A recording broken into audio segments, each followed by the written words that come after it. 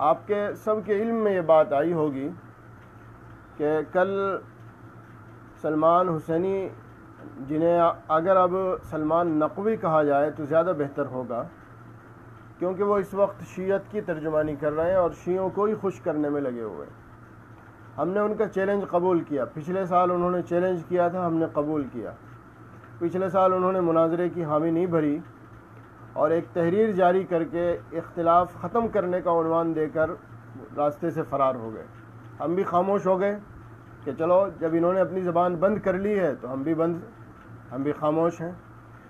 اس سال محرم آتے ہی پھر جناب غصے میں آ گئے اور پھر سے وہی بکواس اور وہی افواہ اصحاب رسول صلی اللہ علیہ وسلم کے تعلق سے شروع کر دی، بلکہ اس سال اور زیادہ بڑھ چڑھ کر آگے بڑھ کر صحابہ کرام رضی اللہ عنہم اجمعین پر تبرہ کرنا شروع کر دیا۔ ہم نے پھر دیکھا کہ یہ صاحب تو پچھلے سال کہہ رہے تھے کہ میں اختلاف ختم کرتا ہوں مولانا رابع صاحب کی رعایت میں اور ان کے ادب میں اپنی زبان آئندہ خاموش رکھوں گا، لیکن جناب والا تو پھر میدان میں آ گئے اور پھر سے وہی مغلظات اور وہی تبرہ بازی اور صحابہ کے تعلق سے وہی بازاری زبان واپس پھر سے استعمال کرنا شروع کر دیا۔ تو ہم نے سمجھا کہ پچھلے سال جناب کی مناظرے کی تیاری نہیں تھی، اب ایک سال تک انہوں نے تیاری کی مناظرے کی، اور جب مناظرے کی تیاری کر لی پھر اس کے بعد اس موضوع کو دوبارہ چھیڑا۔ تو جب مناظرے کی تیاری ہو گئی تو پھر ہم نے اعلان کر دیا، پھر واپس مدعو کیا کہ چیلنج آپ کا ہے، ہمیں قبول ہے، آئیے تشریف لائیں، دو ہاتھ کر لیں، میدان میں آئیں اور پتہ چل جائے کس کے پاس دلیل ہے اور کس کے پاس دلیلوں کے نام پر جھوٹ ہے، حفوات ہے، بکواس ہے، مغلظات ہے، پتہ چل جائے گا جب میدان میں آئیں گے۔ تو ہم نے اپنے لیٹر پیڈ پر تحریر کے ذریعے بھی اور ویڈیو کے ذریعے بھی ان کے چیلنج کو قبول کیا اور انہیں مدعو کیا، آئیں تشریف لائیں، یا تو ہمارے یہاں آ جائیں، خرچہ ہمارے ذمہ ہے، یا ہمیں لکھنؤ بلا لیں، آپ کو خرچے کی کوئی ضرورت نہیں ہے، ہم اپنا خرچہ خود برداشت کریں گے، یا یہ بھی نہیں کر سکتے تو آن لائن مناظرہ کر لیں۔ لیکن جناب بجائے اس کے کہ مناظرے کے چیلنج کو قبول کرتے، آمنے سامنے بیٹھ کر گفتگو کرتے اور اپنے باتوں کو دلائل کی روشنی میں صحیح ثابت کرتے، مناظرے سے پچھلے سال کی طرح ڈر گئے۔ آپ کو اچھی طرح یاد ہوگا جب پچھلے سال ہم نے ان کے مناظرے کا چیلنج قبول کیا تھا اور انہیں میدان میں آنے کے لیے للکارا تھا، تو بھی انہوں نے ایک تحریر جاری کر دی تھی کہ میں اختلاف ختم کرتا ہوں، آئندہ اس بحث کو ختم کرتا ہوں۔ اس وقت لوگ دھوکے میں آ گئے کہ شاید جناب کا مزاج سدھر گیا، دماغ کے اندر کچھ عقل آ گئی اور کچھ سمجھ پیدا ہو گئی، اس لیے اب فضول بکواس سے اجتناب کر رہے ہیں اور اختلاف ختم کر رہے ہیں۔ اس سال پھر مسلسل زبان اپنی چلاتے رہے، مسلسل بکواس کرتے رہے، صحابہ میں ایک ایک کو نام لے لے کر برا بھلا کہتے رہے، زبان چلتی رہی۔ لیکن جیسے ہی ہم پھر میدان میں آئے اور ہم نے ان کے چیلنج کو قبول کرنے کا اعلان کیا، انہیں مناظرے کے لیے للکارا، تو جناب والا نے رات میں ہمارا چیلنج قبول کیا گیا، ہماری تحریر بھیجی گئی اور صبح اٹھ کے ہم نے دیکھا تو جناب والا نے پھر سے ایک تحریر جاری کر رکھی ہے کہ میری طرف سے پھر اختلاف ختم ہے۔ ارے بھیا، دنیا کو بیوقوف سمجھتے ہو؟ اپنی مرضی سے جب چاہے بکواس شروع کر دو، جب چاہے لوگوں کو تبرہ کرنا شروع کر دو، جب چاہے لوگوں کی پگڑیاں اچھالنا شروع کر دو، جب چاہے جسے چاہے جو چاہے وہ بکنا شروع کر دو، اور پھر جب اپنی مرضی آئے اور جب اپنا موڈ بنے جب چاہے پھر اختلاف ختم کرنے کا اعلان بھی کر دیں، پھر صوفی پنے کا اعلان بھی کر دیں، پھر اختلاف ختم کرنے کا ڈھونگ بھی رچائیں۔ یہ تو عجیب بات ہے، آپ نے دنیا کو بیوقوف سمجھا ہے اور کہہ رہے ہیں یک طرفہ میری طرف سے اختلاف ختم کرنے کا اعلان ہے۔ ارے بھیا، یک طرفہ اختلاف ختم کرنے کا اعلان آپ کر رہے ہیں تو یک طرفہ اختلاف بھی تو آپ ہی نے شروع کیا ہے۔ کیا دنیا نہیں جانتی؟ آپ نے مولانا عبدالعلیم فاروقی اور مولانا عتیق بستوی، جو ہندوستان کے دو بڑے بزرگ علماء ہیں جن کی بڑی قربانیاں ہیں، بڑی خدمات ہیں، ان کے بارے میں یک طرفہ انہوں نے آپ کو منہ بھی نہیں لگایا، آپ کے بارے میں ذرہ برابر کوئی بات نہیں کی، اور آپ نے یک طرفہ ان کے بارے میں کیا کیا نہیں کہا، کیا کیا مغلظات نہیں بکی۔ حضرت مولانا رابع حسن صاحب، جو اس وقت پورے ہندوستان کے اندر ایک قدر اور منزلت اور عزت اور عظمت کی نگاہ سے دیکھے جاتے ہیں، ساری دنیا ان کا احترام کرتی ہے، آپ نے ان کے بارے میں کیا کیا نہیں کہا، ان کی پگڑیاں سر بازار آپ نے نہیں اچھالی، ندوے کے اندر طلباء کو ان کے خلاف نہیں اکسایا آپ نے، اور اس سال بھی آپ نے مولانا رابع صاحب دامت برکاتہم کے تعلق سے بہت ساری باتیں کہی. حالانکہ حضرت مولانا رابع صاحب ندوی دامت برکاتہم نے آپ کے تعلق سے کبھی ایک لفظ بھی کوئی غلط نہیں کہا. تو آپ کا اختلاف تو ہمیشہ یک طرفہ ہوتا ہے. حضرت مولانا ارشد مدنی صاحب دامت برکاتہم کے تعلق سے آپ نے کیا کیا کچھ نہیں کہا, یک طرفہ مباحلوں کے اور مناظروں کے چیلنج کرتے رہے. انہوں نے آپ کے بارے میں ذرہ برابر نہ پہلے کچھ کہا نہ بعد میں کچھ کہا. تو آپ کو تو کسی نے بھی کچھ نہیں کہا, آپ تو یک طرفہ اختلاف شروع کرتے ہیں, یک طرفہ لوگوں کی پگڑیاں اچھالتے ہیں, یک طرفہ مغلظات بکتے ہیں, یک طرفہ بدماشی اور بدتمیزی کا مظاہرہ کرتے ہیں. اس کے بعد جب جی بھر جاتا ہے یا پھنس جاتے ہیں اور میدان میں آنے سے اپنی جان چرانے کی کوشش کرتے ہیں تو پھر ایک تحریر جاری کر دیتے ہیں. بڑا آسان آپ نے سمجھ لیا, لیٹر پیڈ پہ تحریر لکھ دی, اب اختلاف ختم. یعنی دنیا ساری بیوقوف ہے, ساری دنیا کو آپ نے جو ہے بیوقوف سمجھا ہوا ہے کہ آپ جو چاہیں وہ بکیں گے, جب تک آپ کی مرضی ہوگی جب تک بکیں گے, اور جب آپ کی مرضی ہوگی آپ جو ہے اختلاف ختم کر کے چلے جائیں گے اور دنیا خاموش ہو جائے گی. یہ پچھلے سال کی آپ کی تحریر میرے پاس میں ہے. حضرت مولانا رابع صاحب دامت برکاتہم کے نام آپ نے جو لکھی تھی 20 اکتوبر 2019 میں, اس کی جو ہیڈنگ اور جو اس کا عنوان تھا وہ عنوان تھا خوشخبری تمام اختلاف ختم. یہ 20 اکتوبر 2019 میں یہ اعلان تھا. اعلان کیا تھا کہ میں حضرت مولانا رابع حسنی ندوی کے قلبی سکون کے لیے, دارالعلوم ندوۃ العلماء میں معمول کی اطمینان بخش فضا کے لیے, طلباء میں بے چینی اور انتشار ختم کرنے کے لیے اور معاند حکومت کے شبخون سے ندوے کو بچانے کے لیے اپنے ضمیر دل و دماغ کو کچلتے ہوئے اور الا من اکرہ وقلبہ مطمئن پر ایمان رکھتے ہوئے, یقین کرتے ہوئے اپنے تمام اختلافات مولانا رابع حسنی سے ختم کرنے کا اعلان کرتا ہوں. پہلی بات تو آپ کی یہ گزشتہ سال والی تحریر کے اوپر ہی کسی عقل مند نے اعتماد نہیں کیا تھا.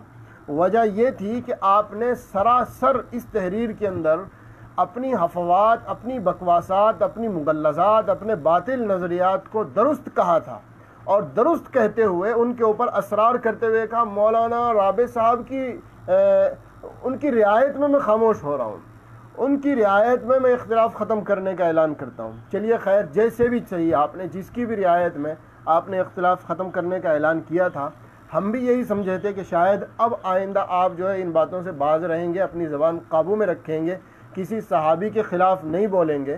لیکن ہوا کیا, 20 اکتوبر سے ابھی 1 سال مکمل بھی نہیں ہوا, ابھی 1 سال مکمل بھی نہیں ہوا, اور 1 سال مکمل ہونے سے پہلے ہی آپ نے اس سال محرم الحرام میں پھر سے وہی بکواس شروع کر دی. تو یہ آپ کی تحریر جو تھی آپ نے پچھلے سال لکھی تھی اپنے لیٹر پیڈ کے اوپر, آپ اس سے کیوں مکرے, آپ نے اس سے کیوں رجوع کیا؟ آپ کا تو ٹھکانہ ہی کچھ نہیں. آپ کا رجوع ہوتا کیا ہے, کسی نے صحیح کہا ہے کہ آپ کے رجوع کی مثال ایسے ہے جیسے کوئی ہگنے کے بعد اسے لیپنا شروع کر دے اور مزید گندگی پھیلاتے ہیں. اگر کوئی یہ کہتا ہے کہ جناب کا رجوع آیا ہے, سلمان نقوی صاحب کا رجوع آیا اپنی تحریر سے, تو اس کا مطلب آپ یہ سمجھ کے چلیں کہ جناب نے اس گندگی کو اور بڑھایا ہے, اور پھیلایا ہے, اور لیپا پوتی کی ہے, اور زیادہ بکواس کی ہے. یہ آپ کے رجوع کی حقیقت ہوتی ہے. رجوع کیسے بولتے ہیں ساری دنیا جانتی ہے. رجوع کا مطلب ہوتا ہے کہ آپ اپنی غلطی کا پہلے اقرار کریں کہ ہاں میرے سے غلطی ہوئی ہے, اور اس کے بعد پھر لوگوں سے معافی مانگیں, اللہ سے معافی مانگیں کہ آئندہ میں اس غلطی سے بچنے کی کوشش کروں گا. یہ تو ہوتا ہے رجوع. لیکن یہ کون سا رجوع ہوا کہ نہیں میں ٹھیک ہوں, میں بالکل صحیح ہوں, میں اپنی جگہ 1 انچ بھی آگے پیچھے نہیں ہوں, میں بالکل صحیح ہوں, 100% صحیح ہوں, لیکن اس کی رعایت میں چپ ہوتا ہوں. یہ کون سا رجوع ہوا؟ یہ رجوع نہیں, یہ رجوع کا مذاق ہے.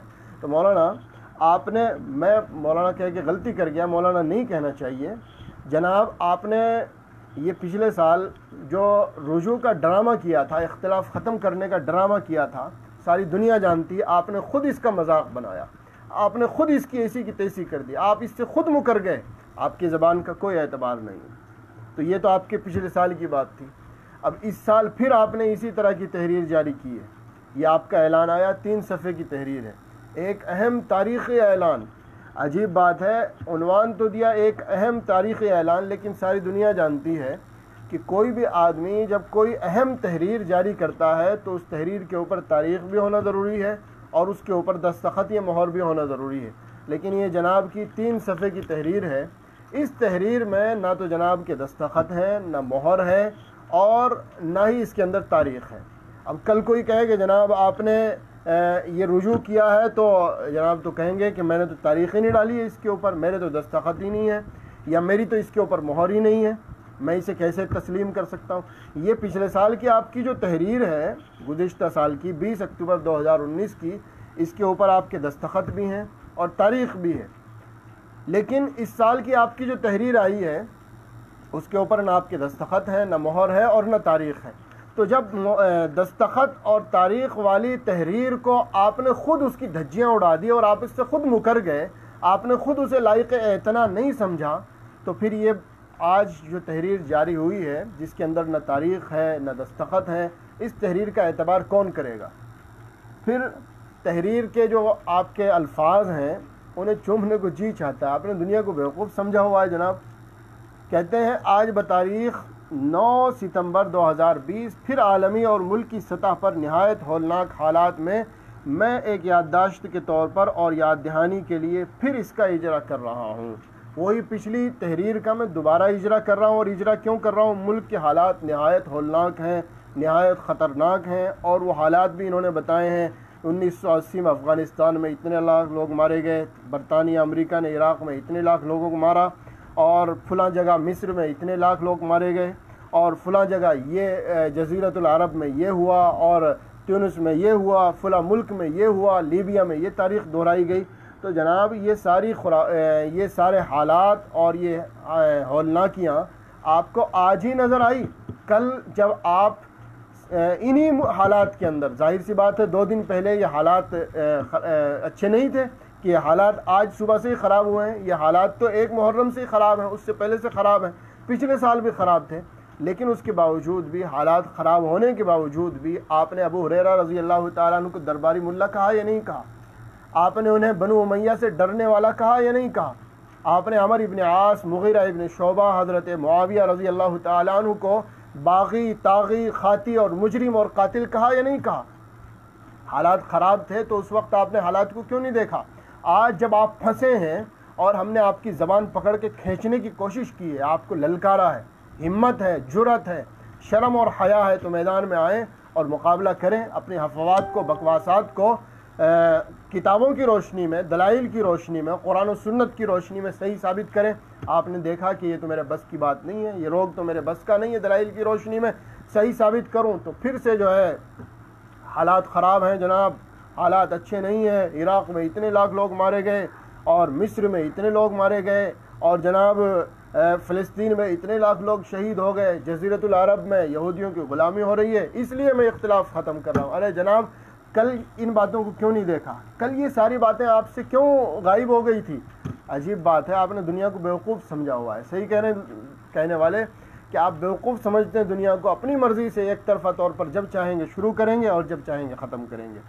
جناب نے یہ کچھ پوائنٹ گنوائے ہیں، فلاں جگہ یہ ہوا، فلاں ملک میں یہ ہوا، اتنے مسلمان شہید ہوئے، اور پھر اس کے بعد آخر میں حضرت مہدی آئیں گے اور وہ سارے اختلافات کو، سارے فتنوں کو ختم کر دیں گے، اور اب ہم ان کا انتظار کر رہے ہیں، حضرت مہدی کا انتظار کر رہے ہیں۔ حضرت مہدی کا نام جو انہوں نے لکھا ہے وہ لکھا ہے حضرت امام مہدی علیہ السلام۔ امام مہدی علیہ السلام، آپ کو معلوم ہوگا حضرت مہدی کے بارے میں ایک عقیدہ تو اہل سنت والجماعت کا ہے، ایک عقیدہ شیعوں کا ہے۔ اہل سنت والجماعت کا عقیدہ تو صرف اتنا ہے کہ حضرت مہدی اللہ کے ایک نیک بندے ہوں گے، ایک ولی ہوں گے اور خلیفہ عادل ہوں گے، بس ایک نیک بندے ہوں گے اور خلیفہ عادل ہوں گے، ظلم و ستم کا خاتمہ کر دیں گے اور انصاف کی حکومت قائم کریں گے۔ لیکن شیعوں کا جو عقیدہ ہے وہ ہے کہ حضرت مہدی ان کے 12ویں امام ہیں، حسن عسکری رحمۃ اللہ علیہ کے صاحبزادے ہیں، اور وہ کسی غار کے اندر چھپے ہوئے ہیں۔ اماموں کا جو عقیدہ شیعوں کے یہاں ہے وہ ہے کہ امام معصوم ہوتے ہیں، انبیاء سے بھی اوپر ان کا مقام ہے، یہ اماموں کے بارے میں شیعوں کا عقیدہ ہے۔ یہی وجہ ہے کہ شیعوں نے کہا ہمارے 12 امام آئیں گے، حضرت علی وہ امام لگاتے ہیں اور علیہ السلام بھی لگاتے ہیں، کہتے ہیں امام علی علیہ السلام، امام حسن علیہ السلام، امام حسین علیہ السلام، امام زین العابدین علیہ السلام، امام باقر علیہ السلام، امام جعفر علیہ السلام، امام حسن عسکری علیہ السلام، اور آگے امام مہدی علیہ السلام۔ تو یہ ان اماموں کے ساتھ میں، ان بزرگوں کے ساتھ میں خاص طور سے امام اور علیہ السلام کا لفظ لگانا، یہ خود اس بات کی دلیل ہے کہ آپ کے نظریات، آپ کے عقائد اور آپ کی سوچ اور آپ کی فکر یہ شیعوں کی غلام ہے۔ آپ نے شیعوں کے لقمے کھائے ہیں، آپ نے شیعوں سے پیسے لیے ہیں۔ ہم صاف صاف کہتے ہیں ایران کے آپ کے سفر ہوئے، اس کے بعد سے ہی آپ کا دماغ خراب ہوا ہے، اس کے بعد ہی آپ کا مزاج بدلا ہے۔ آپ نے ایرانیوں کے پیسے کھانے کے بعد اور اب ان کا نمک کھانے کے بعد ان کی نمک حلالی کے لیے اب صحابہ کرام پر تبرہ کرنا شروع کیا ہے۔ ورنہ آپ کے پہلے بیانات میں جب آپ سعودی عرب کا، آج آپ سعودی عرب، امارات اور اہل عرب کو، جزیرۃ العرب والوں کو کوستے ہیں، لیکن یہی اہل عرب ہیں جن سے آپ نے چندہ مانگ مانگ کر اپنے لکھنؤ کی بلڈنگیں اور جناب مدرسے اور جامعات بنائے ہیں۔ یہی اہل عرب ہیں جن سے آپ نے ساری زندگی چندہ اکٹھا کیا ہے، پیسے اکٹھے کیے ہیں۔ اگر آپ کے اندر ذرہ برابر بھی غیرت ہوتی، حقیقی معنی میں آپ ان اہل عرب سے نفرت کرتے ہوتے تو آپ ان کا جتنا آپ نے لیا تھا سارے کے سارا واپس کر دیتے، لیکن نہیں، آپ مطلب کہ پجاری ہیں، آپ کو جہاں سے ملے گا آپ ادھر متوجہ ہوں گے۔ جب تک اہل عرب آپ کے سامنے ٹکڑے ڈالتے رہے، ریال پھینکتے رہے، آپ ان کی چاکری کرتے رہے، ان کی غلامی کرتے رہے، جب تک وہ بالکل ٹھیک تھے۔ آپ کے سفر ہوتے مسلسل، عرب کے سفر ہو رہے ہیں، امارات کے سفر ہو رہے ہیں، یمن کے سفر ہو رہے ہیں، سعودی عرب جا رہے ہیں، کبھی ریاض جا رہے ہیں، یہ جناب کے اسفار ہوتے تھے۔ اہل عرب بہت اچھے تھے اس وقت جب آپ کو ریال دیا کرتے تھے، لیکن جس دن سے انہوں نے منع کر دیا اس دن سے اہل عرب جو ہے ان کے بارے میں آپ کی زبان، بس اللہ حفاظت فرمائے۔ اب اہل ایران اچھے ہو گئے، ایران کا سفر ہوا، اور ایران کے سفر کے بعد پھر اہل ایران نے آپ سے جو عہد و پیمان کیے، جن باتوں پہ دستخط لیے، اب آپ وہ سارے کے سارے کام کر رہے ہیں۔ تو آپ نے لکھا امام مہدی علیہ السلام، 2 جگہ لکھا ہے اپنی تحریر کے اندر، 2 کیا بلکہ 3 جگہ اپنی تحریر کے اندر، امام مہدی علیہ السلام۔ اہل سنت والجماعت کے نزدیک تو حضرت مہدی کو کہا جاتا ہے زیادہ سے زیادہ رضی اللہ عنہ، کہ وہ ایک صحابی ہوں گے، حضرت عیسیٰ علیہ السلام کا دیدار کریں گے، ان کی زیارت کریں گے، تو انہیں زیادہ سے زیادہ کہا جا سکتا ہے رضی اللہ عنہ۔ لیکن علیہ السلام کا لاحقہ اہل سنت کے یہاں یہ اصطلاح انبیاء کے لیے اس کا رواج ہے، اور شیعوں کے یہاں اماموں کے لیے، ان کے جو 12 امام ہیں ان کے لیے علیہ السلام کا لاحقہ لگایا جاتا ہے۔ علیہ السلام کا لغوی اعتبار سے استعمال سب کے لیے ہو سکتا ہے، ہر ایک کے لیے ہو سکتا ہے، آج کے علماء کے لیے بھی ہو سکتا ہے، لیکن اہل سنت اور شیعوں کے درمیان تفریق کے لیے اور امتیاز کے لیے اہل سنت والجماعت علماء نے علیہ السلام کو انبیاء کے ساتھ خاص کر دیا، رضی اللہ عنہ کو صحابہ کے ساتھ خاص کر دیا، اور بعد کے لوگوں کے لیے علیہ الرحمہ، رحمۃ اللہ علیہ، نور اللہ مرقدہ، یہ ساری اصطلاحات دعائیہ استعمال کی گئی۔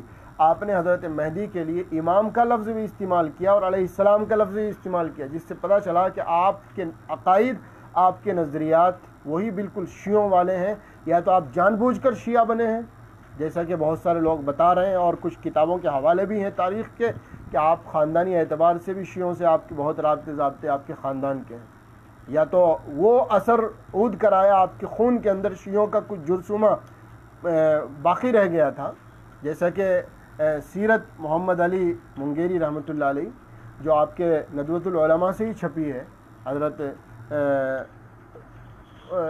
مولانا محمد علی منگیری رحمۃ اللہ علیہ کی جو سیرت ہے اس کے حاشیے کے اندر اس بات کی وضاحت ہے کہ منصور پور کے اندر جو خاندان ہے یہ شیعوں کے 12 قبیلے تھے، حضرت مولانا قاسم نانوتوی رحمۃ اللہ علیہ کے ہاتھ پر انہوں نے اسلام قبول کیا تھا، توبہ کی تھی، تو آپ کے اندر وہی فطرت اور وہی شیعوں والا جو جرثومہ تھا وہ کچھ نہ کچھ باقی رہ گیا، جراثیم باقی رہ گئے، یا تو یہ بات ہوگی یا یہ بات ہوگی کہ آپ اصلاً شیعہ نہیں ہیں، لیکن شیعوں کی وفاداری کے لیے اور ان کی نمک حلالی کے لیے آپ جو ہے زبردستی شیعہ بن رہے ہیں اور ان کی ترجمانی کر رہے ہیں، اور اہل سنت والجماعت سے جو ہے آپ دشمنی مول لے رہے ہیں۔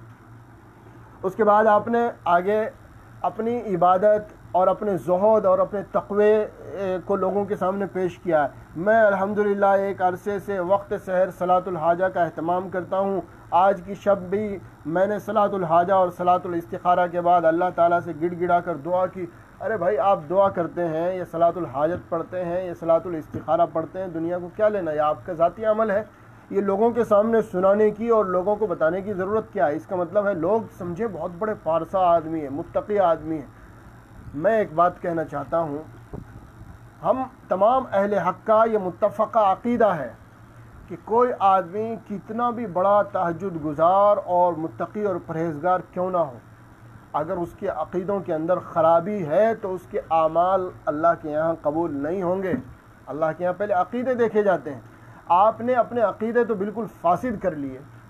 آپ حضرت ابو ہریرہ رضی اللہ تعالیٰ عنہ کو گالی دے کر تہجد پڑھتے ہیں تو آپ کی تہجد قبول ہوگی؟ آپ حضرت معاویہ رضی اللہ تعالیٰ عنہ، حضرت عمر بن عاص رضی اللہ عنہ، حضرت خالد بن ولید رضی اللہ تعالیٰ عنہ کو کے خلاف بکواس کر کے مغلظات بک کے صبح صبح اٹھ کر صلاۃ الحاجت پڑھتے ہیں، اللہ تعالیٰ قبول کریں گے؟ وہ جماعت جس کے بارے میں اللہ نے قرآن میں فرمایا اولئک هم الراشدون رضی اللہ عنہم ورضوا عنہ، اللہ ان سے راضی، وہ اللہ سے راضی، آپ ان کے خلاف مغلظات بکیں گے اور پھر اللہ سے ہاتھ اٹھا کر دعا کریں گے؟ اللہ نہیں کہیں گے کہ میرے محبوب اور چہتوں سے دشمنی کرنے کے بعد اب میرے سامنے ہاتھ اٹھاتا ہے؟ کیا حدیث نہیں پڑھی من عادی لی ولیا فقد آذنتہ بالحرب، جو میرے کسی ولی سے عداوت اور دشمنی کرے گا اس کا میرے ساتھ اعلان جنگ ہے، اللہ نے فرمایا ہے۔ کیا حضرت ابو ہریرہ رضی اللہ عنہ اللہ کے ولی نہیں ہیں؟ میں کہتا ہوں امت میں آنے والے صحابہ کے بعد 1400 سال میں جتنے ولی آئے وہ سارے حضرت ابو ہریرہ رضی اللہ عنہ کی جوتیوں کے اوپر قربان ہیں، حضرت معاویہ رضی اللہ عنہ کی جوتیوں کے اوپر قربان ہیں، عمر بن عاص، خالد بن ولید رضی اللہ عنہ کی جوتیوں کے اوپر قربان ہیں سارے ولی، اور آپ نے ان سے دشمنی کی۔ دشمنی کے بعد آپ کا اللہ رب العزت سے اعلان جنگ ہے حدیث کی روح سے، اور کہہ رہے میں صلاۃ الحاجت پڑھتا ہوں، میں تو تہجد پڑھتا ہوں، میں تو صلاۃ الاستخارہ پڑھتا ہوں، اللہ سے دعا کرتا ہوں۔ ارے صلاۃ الاستخارہ آپ پڑھیں نہ پڑھیں لیکن صحابہ کے تعلق سے مغلظات نہ بکیں، یہ ضروری ہے۔ صلاۃ الاستخارہ تو نفل ہے لیکن صحابہ کے تعلق سے اچھا عقیدہ رکھنا یہ فرض ہے۔ آپ فرض چھوڑ کر جو ہے نفل کی دعائی دے رہے ہیں، میں تو نفل پڑھتا ہوں۔ ایک آدمی فرض پڑھتا نہیں ہے اور لوگوں کو بتاتا ہے میں تو رات میں تہجد پڑھے، فرض نہیں پڑھا تو کیا ہو گیا؟ یہ بیوقوفی اور جہالت نہیں ہے تو کیا ہے؟ آگے کہہ رہے ہیں میرے دل میں یہ بات ڈالی گئی ہے، کئی دنوں سے جناب اپنی تقریروں کے اندر لوگوں کو یہ بتانا چاہ رہے ہیں کہ میں مہدی ہوں، اللہ رب العزت نے مجھے مہدی بنایا ہے۔ ان کے جو حواریین ہیں وہ بھی لوگوں میں یہی بات چلا رہے ہیں کہ یہ تو مہدی ہیں، مہتدی ہیں، ہدایت یافتہ ہیں اور فلاں ہیں اور چلاں ہیں، جناب ایسے ہیں ویسے ہیں، ڈبل پیسے ہیں۔ تو حضرت میں مہدی ہوں، اللہ نے مجھے توفیق دی ہے، یہ بات اللہ نے میرے دل میں ڈالی ہے، یعنی وہی آ رہی جناب کے اوپر۔ حالانکہ اہل سنت والجماعت کے یہاں حضرت مہدی کے اوپر کوئی وحی نہیں آئے گی، لیکن شیعوں کا عقیدہ ہے کہ حضرت مہدی کے اوپر وحی آئے گی، اس لیے آپ بھی شیعوں کا یہ عقیدہ رکھتے ہیں تو کہتے ہیں میرے اوپر وحی آئی، میرے دل میں یہ بات ڈالی گئی کہ میں اس فتنوں کے خطرناک دور میں اپنے نانا سیدنا حضرت حسن علیہ السلام کے طریقے کو اختیار کروں۔ آپ یاد رکھیں انہوں نے اس تحریر کے اندر حضرت مہدی، حضرت حسن، حضرت حسین اور حضرت علی، ان چاروں پانچوں کے جب بھی نام لیے ہیں تو ان کے نام کے ساتھ امام اور علیہ السلام لکھا ہے علیہ السلام لکھا ہے۔ حالانکہ اہل سنت والجماعت کے یہاں ان کے ناموں کے ساتھ حضرت اور رضی اللہ عنہ لکھا جاتا ہے۔ آپ اس سے اندازہ کر سکتے ہیں ان کے عقیدے کتنے خطرناک حد تک جا چکے ہیں۔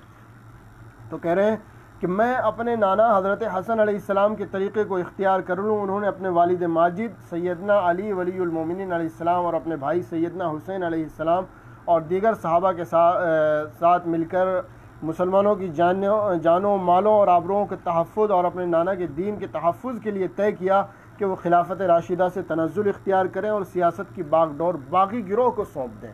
کہہ رہے ہیں اختلاف ختم کرتا ہوں اور حضرت معاویہ رضی اللہ تعالیٰ عنہ کو باقی گروہ بھی قرار دے رہے ہیں۔ جس وقت حضرت معاویہ رضی اللہ عنہ کی حضرت علی رضی اللہ تعالیٰ عنہ سے جنگ تھی، اس وقت ظاہراً صورتاً علماء نے حضرت معاویہ رضی اللہ عنہ کو باغی لکھا، حقیقتاً نہیں، لیکن اس کے بعد جب حضرت حسن رضی اللہ تعالیٰ عنہ نے ان سے صلح کر لی تو امت کا اجماعی عقیدہ ہے کہ پھر حضرت معاویہ رضی اللہ تعالیٰ عنہ بالکل خلیفہ برحق تھے، لیکن ان کے نزدیک اس کے باوجود بھی وہ باقی ہیں، اس کے باوجود بھی وہ طاغی ہیں۔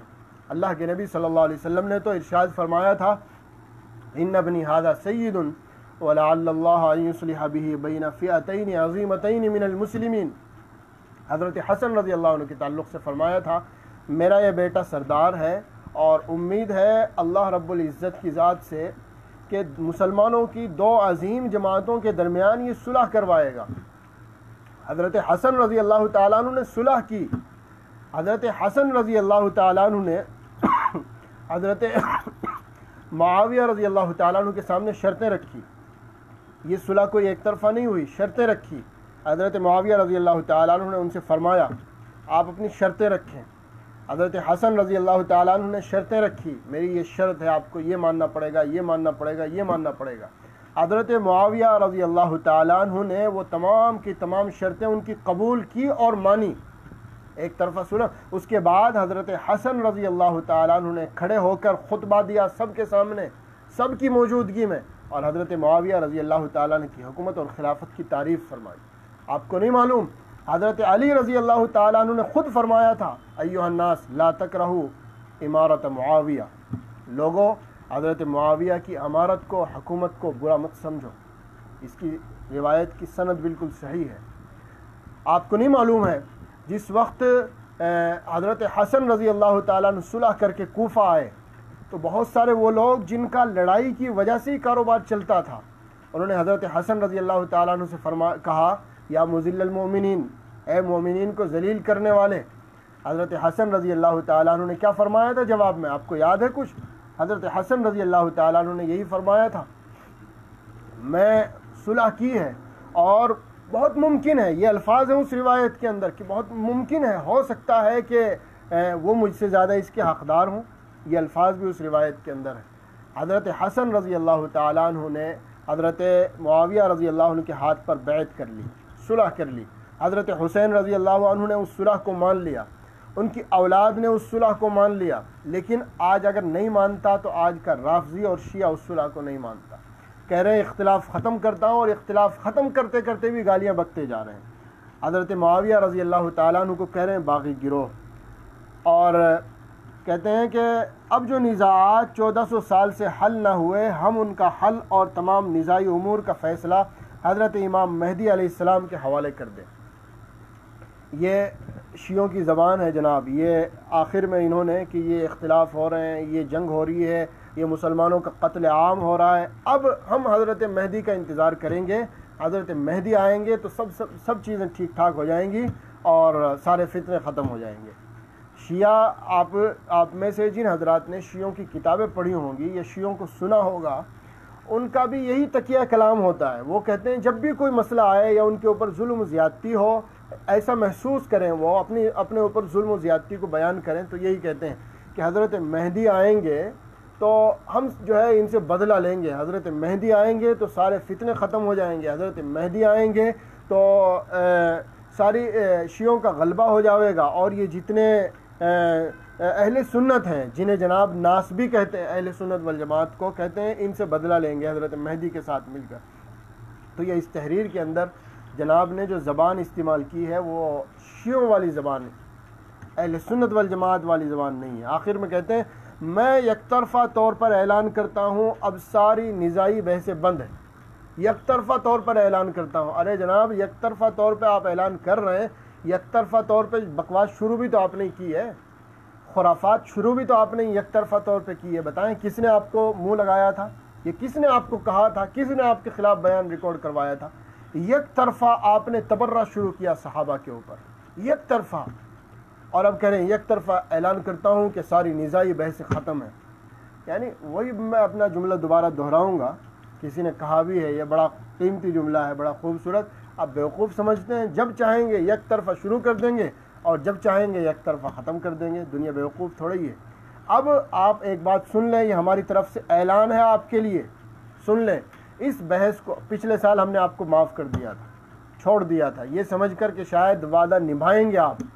لیکن اس سال آپ لاکھ لیٹر پیڈ جاری کر لیں، لاکھ اپنی مظلومیت کا رونا رو لیں، لاکھ اپنی تہجد کی اور اپنی صلاۃ الحاجہ اور صلاۃ الاستخارہ کی دہائی دے لیں، لیکن اس سال انشاءاللہ آپ کو چھوڑا نہیں جائے گا. اس سال اس بحث کو ہم ختم کریں گے. شروع آپ نے کیا ہے، اب ختم آپ کو کرنے کا اختیار نہیں ہے. اسے ختم ہم کریں گے انشاءاللہ بحث کو. اب آپ نے جب دیکھ لیا کہ زمین اپنی وسعتوں کے باوجود تنگ ہو چکی ہے، چاروں طرف ذلت اور رسوائی کے گڈھے میں آپ گر گئے ہیں، اب کوئی عقل مند، سمجھدار، سنجیدہ انسان آپ کو منہ لگانے کے لیے تیار نہیں ہے، عزت کے ساتھ آپ کا تذکرہ کرنے کے لیے تیار نہیں ہے، آپ کو شریف اور عزت دار سمجھنے کے لیے تیار نہیں ہے. اب آپ کہتے ہیں مجھے معاف کر دو، ختم کر دو بحث کو، میں اب صرف حدیث سناؤں گا، صرف تفسیر کروں گا اور صرف دجالی طاقتوں کا مقابلہ کروں گا. واہ واہ واہ واہ.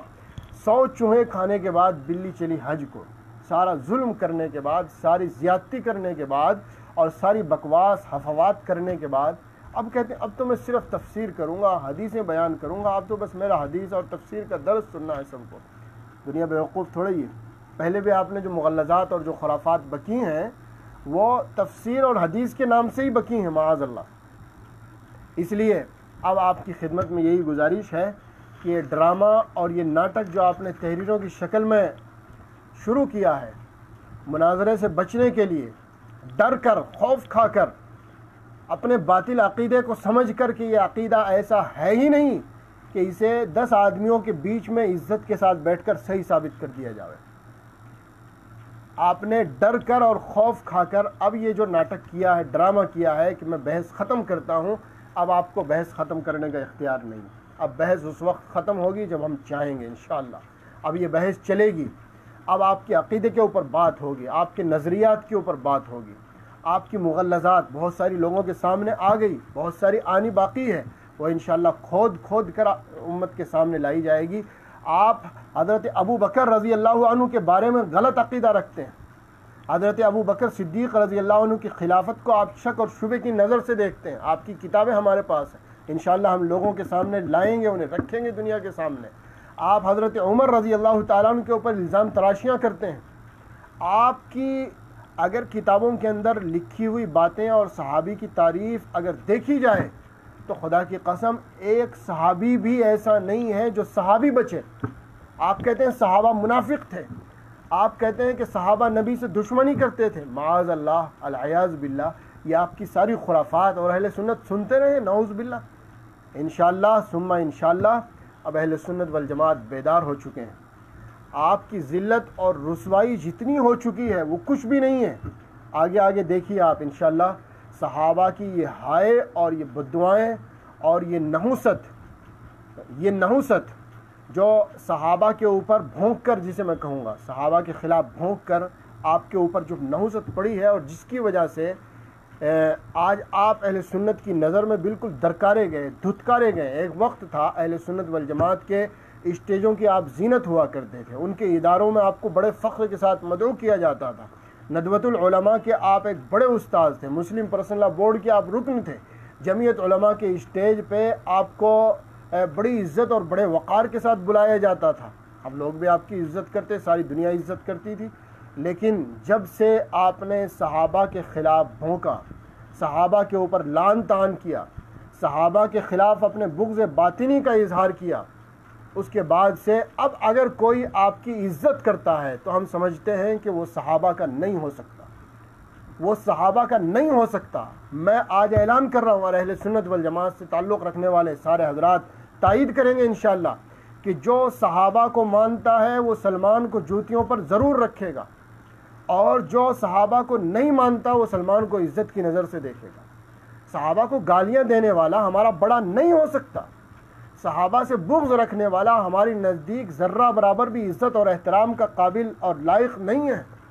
اس لیے میں تمام حضرات سے گزارش کروں گا کہ اب آپ ان کا پیچھا نہیں چھوڑنا اہل سنت والجماعت کو اس وقت تک جب تک یہ توبہ نہ کر لیں، یہ کھل کر لوگوں کے سامنے آ کر یہ نہ کہیں کہ ہاں میں نے غلطی کی ہے، مجھ سے گناہ ہوا ہے، بدکاری ہوئی ہے. میں نے حضرت معاویہ، عمر ابن عاص، مغیرہ ابن شعبہ، حضرت ابو ہریرہ، حضرت ابو بکر، حضرت عمر، خالد ابن ولید رضی اللہ عنہم کے خلاف جو مغلظات بکی ہیں، میں ان سے توبہ کرتا ہوں، اللہ کے حضور معافی مانگتا ہوں اور لوگ بھی مجھے معاف کر دیں. جب سچی پکی توبہ کریں گے اس کے بعد ہی معافی ملے گی، ورنہ اس سے پہلے معافی ملنے والی نہیں. صحابہ کوئی معمولی شخصیتیں نہیں ہیں کہ کوئی بھی ایرا غیرہ اٹھے، نتھو خیرہ اٹھے اور جو چاہے وہ ان کے خلاف بول کر اور بھونک کر چلا جاوے.